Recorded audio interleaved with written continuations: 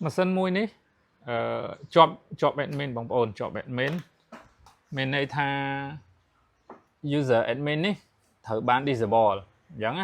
giống Windows sao tại user này tệ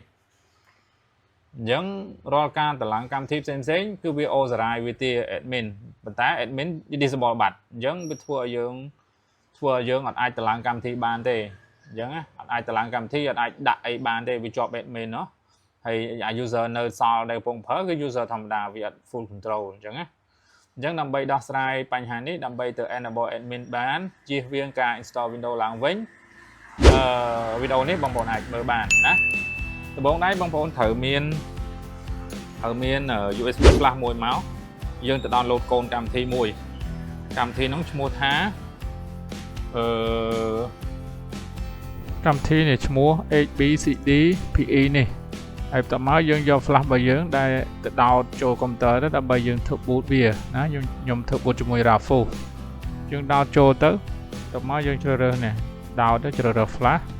ប្រើទៅរក file មកហ្នឹងទៅបន្តមកចុច start មកណា boot flash បងប្អូនអត់ចេះបងប្អូនមើល YouTube ទៀតទៅខ្ញុំដូចជាមានវីដេអូដែរហើយ start ទៅខ្ញុំមិនធ្វើទេដោយសារខ្ញុំធ្វើហើយណាប៉ុណ្ណឹងបងដៃបងប្អូនត្រូវយកអា flash ដែលយើងធ្វើហើយនេះយើងដោតចូលម៉ាស៊ីនទៅដើម្បីយើងទៅ boot វាចេញពី flash ហ្នឹងអញ្ចឹង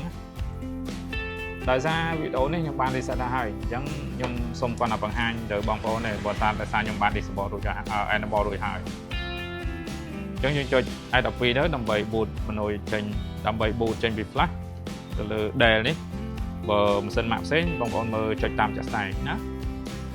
តមកឃើញវា load ទាំងរបស់យើង display screen របស់យើងអញ្ចឹងយើង select យក flash មកចុច F1 ដើម្បី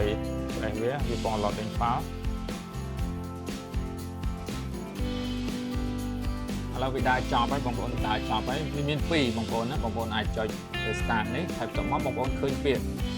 នេះ Windows login unlock បងប្អូនចុចលើនឹងមកបន្តមកវាធ្លាក់ឡើងអញ្ចឹងបងប្អូនចុចលើនេះមក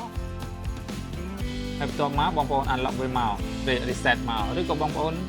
កាត់ new user មកកាត់ new user តមកយើងទៅ user មកថាកាត់ user full control ហើយបើយើងចូលទៅក្នុង Windows យើងធម្មតាទៅ enable admin វិញមកណាជំរឿមួយទៀតបងប្អូនចុចកន្លែងនេះចូលកន្លែង Windows NT នេះ